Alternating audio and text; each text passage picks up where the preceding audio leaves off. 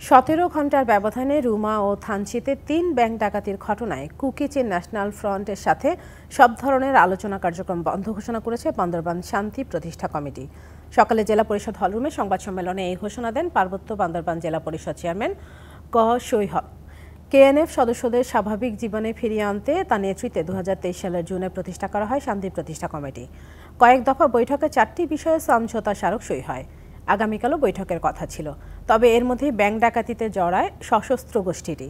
অন্যদিকে অপহৃত সোনালী ব্যাংকের রুমা শাখার ম্যানেজারের খোঁজ এখনও পায়নি পুলিশ। মঙ্গলবার রাতে ব্যাংকের শাখাটিতে লুটপাটের পর তাকে অপহরণ করে সন্ত্রাসীরা। এছাড়া বুধবার সকালে থানচি কৃষি ও সোনালী ব্যাংক থেকে লুট করা হয় অন্তত 18 লাখ টাকা।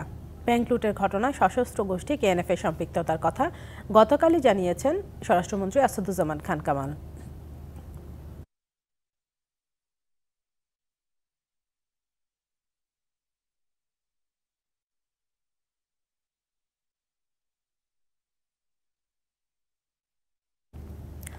বান্দরবানের রুমা ও থানচিতে ব্যাংক ডাকাতির ঘটনার সবশেষ খবর জানাতে থানচি থেকে সরাসরি যোগ দিচ্ছেন সহকর্মী মাসুদুল হক।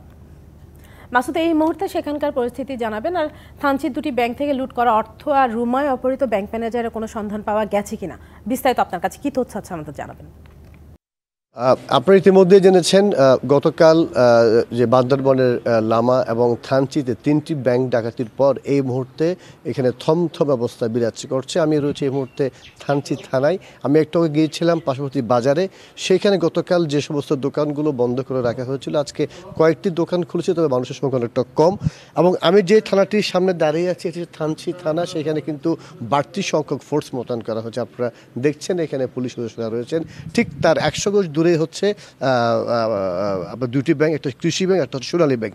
এই দুটি ব্যাংকে কিন্তু গতকালই কেএনএফ এর সশস্ত্র সন্ত্রাসীরা তারা সেখানে হামলা চালিয়ে দুটি ব্যাংক লুট করে এবং একটি ব্যাংক থেকে প্রায়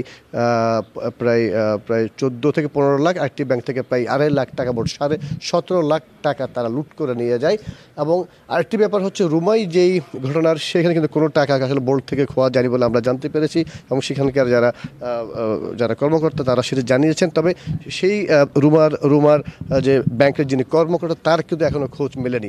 আমরা একটু দেখাতে চাই, ঠিক আমার নিচে যেটি হয়তো এখানে গাছগাছালি কারণে হয়তো দেখা যাচ্ছে না, ঠিক পাহাড়ের উপর থানাটি, ঠিক ওই থানার কাছে একেবারে আপনার দুটি ব্যাংক। এবং এখানে আসলে আমরা আসার পর এখানে স্থানীয় লোকজন তারা আমাদেরকে জানিয়েছেন যে গতকাল দুপুরে 12:30টার দিকে কুকিচিনের সশস্ত্র সন্ত্রাসীরা প্রায় 3টি গাড়ি করে তারা এখানে আসে। তারা পুরো থানার প্রধান ফটক সহ আশপাশের এলাকায় তারা তাদের নিয়ন্ত্রণে নেয় এবং এক পর্যায়ে তারা কয়েক রাউন্ড ফাঁকা গুলি করার পর তারা ব্যাংকে প্রবেশ করে প্রথমে সোনালী ব্যাংকে, তারপর কৃষি ব্যাংকে, সেক্ষেত্রে তারা টাকা লুট করে নিয়ে যায়। এবং এই ঘটনার পর এখনও কিন্তু মানুষের মধ্যে যে আতঙ্ক সেটি এখনও বিরাজ করছে। এবং এই মুহূর্তে থানচি আমরা জানতে পেরেছি যে চট্টগ্রামের যে ডিআইজি তিনি রুমাই আছেন, তিনি একটু হয়তো থানচি আসবেন, সে সময় হয়তো আমরা আপনাদের আপডেট খবর জানাতে পারবো। এই ছিল আমার কাছে বান্দরবানের থানচি থেকে সর্বশেষ খবর। ধন্যবাদ মাসুদুল হক।